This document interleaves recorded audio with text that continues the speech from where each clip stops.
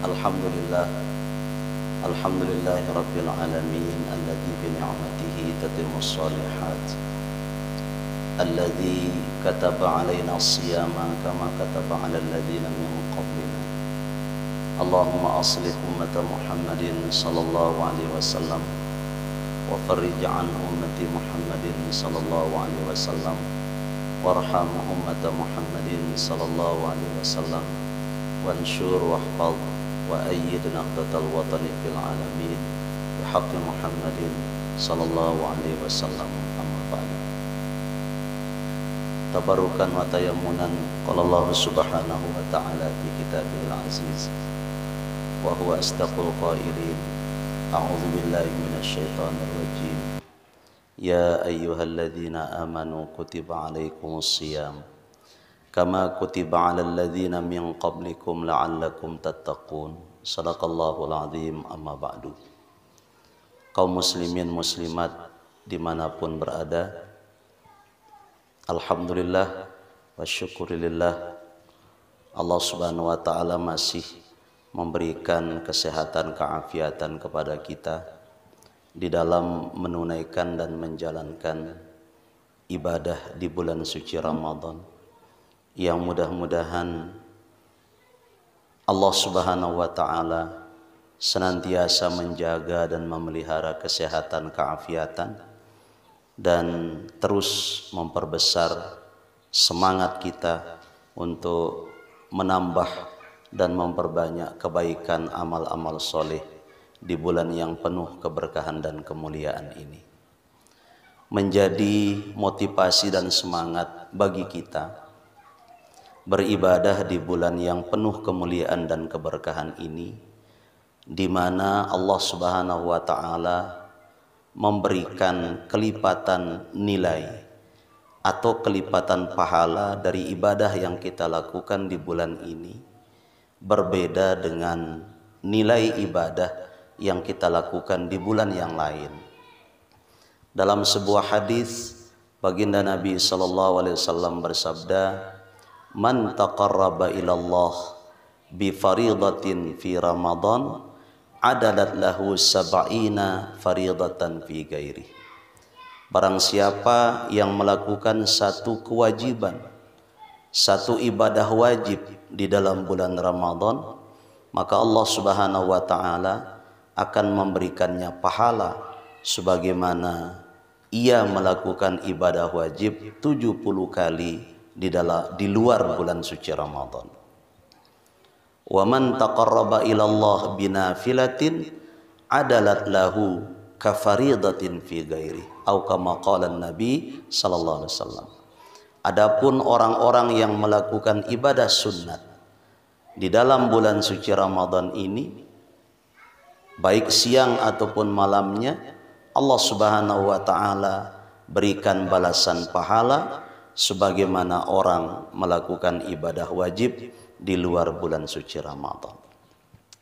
Karena itu sesungguhnya apapun ibadah yang kita lakukan di dalam bulan suci Ramadan ini, maka sesungguhnya ia menjadi sangat istimewa, karena Allah subhanahu wa ta'ala memberikan nilai ibadah yang berbeda dengan nilai yang Allah berikan kepada kita di luar bulan suci Ramadan. Coba kita renungkan betapa rahman rahimnya Allah subhanahu wa ta'ala kepada kita di bulan yang mulia ini. Sekali kita melakukan ibadah wajib di bulan Ramadan ini, Allah balas dengan kita melakukan ibadah wajib seperti kita melakukannya 70 kali di luar bulan Ramadan. Begitu pula ibadah sunnat, apabila kita melakukannya di bulan ini, Allah samakan nilainya dengan kita melakukan ibadah wajib di luar bulan Ramadan. Ini semua Allah karuniakan kepada kita agar kita makin bersemangat, makin termotivasi dan menggunakan waktu-waktu di bulan Ramadan ini dengan sebanyak-banyaknya ibadah kepada Allah subhanahu wa ta'ala. Di samping itu, menjadi motivasi kita melakukan ibadah.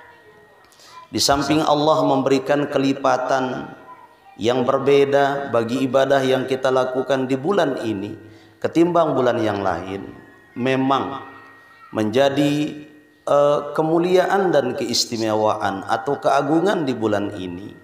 Allah Subhanahu wa taala mensyariatkan atau mensunnahkan bagi kita melakukan ibadah-ibadah tertentu.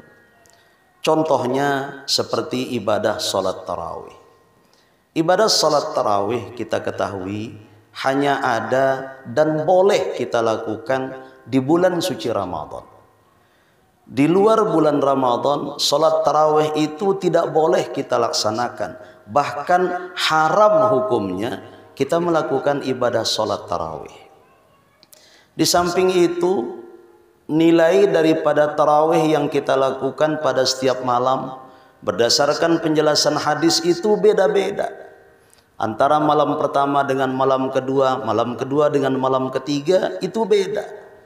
Contoh seperti kita melakukan tarawih tadi malam pada tanggal 1. Jika kita melakukan tarawih itu dengan benar, jika kita melakukan tarawih itu dengan khusyuk, penuh penghayatan sebagai sarana kita mendekatkan diri kita kepada Allah Subhanahu wa taala, maka Allah Subhanahu wa taala memberikan ganjaran akan membersihkan kita dari segala dosa dan noda.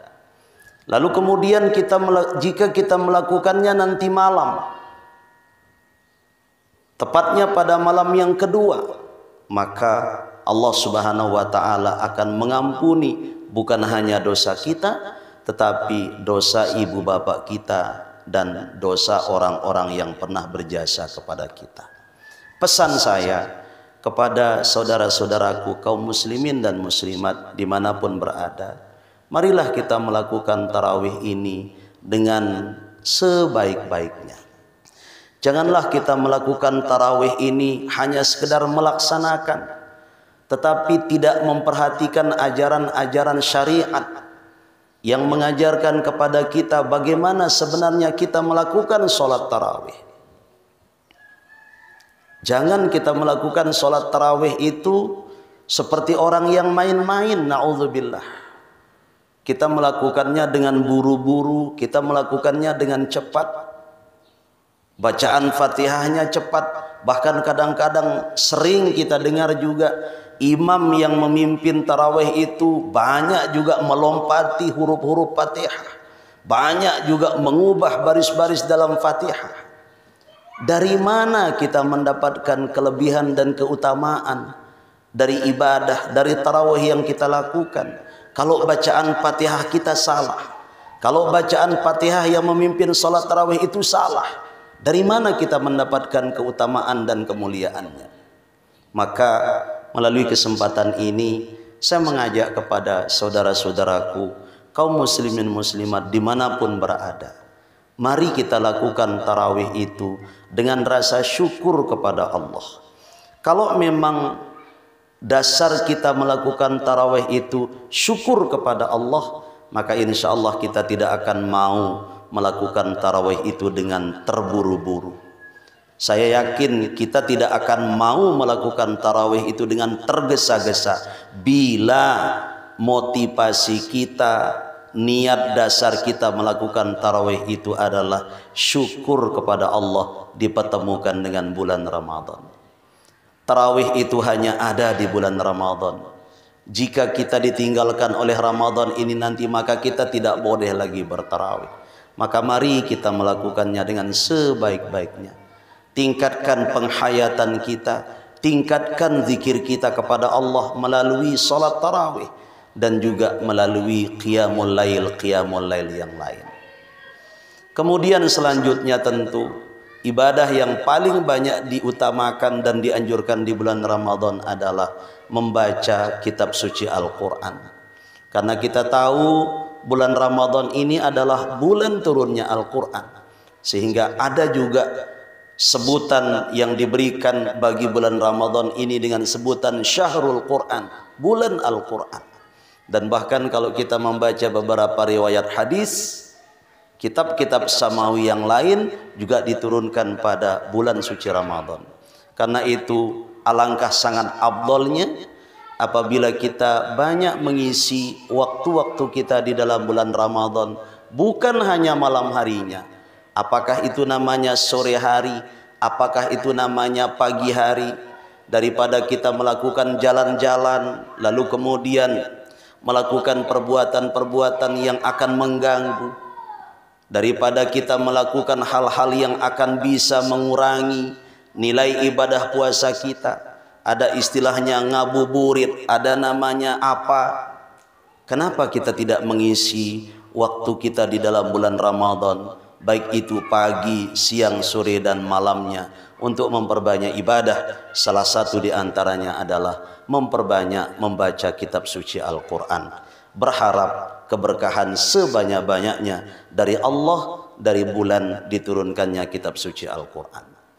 Kemudian di samping itu kita juga diajarkan oleh baginda Nabi sallallahu alaihi wasallam memperbanyak zikir dan doa, terutama sekali menjelang kita berbuka puasa, sebagaimana yang dijelaskan dalam hadis. Ada amalan, ada zikir yang kita baca. Sesungguhnya kalau kita lihat itu ada 4 macam bacaan. 2 di antaranya membuat Allah selalu ridha kepada kita, dan 2 bacaan itu Allah Subhanahu wa taala berikan pahala kepada kita yang tidak ada yang bisa mengalahkan pahala kita kecuali orang yang memiliki amaliyah yang sama. Apa amalan itu? Amalan yang berbunyi asyhadu an la ilaha illallah astaghfirullah as'aluka ridhaka wal jannah wa a'udzu bika minan nar.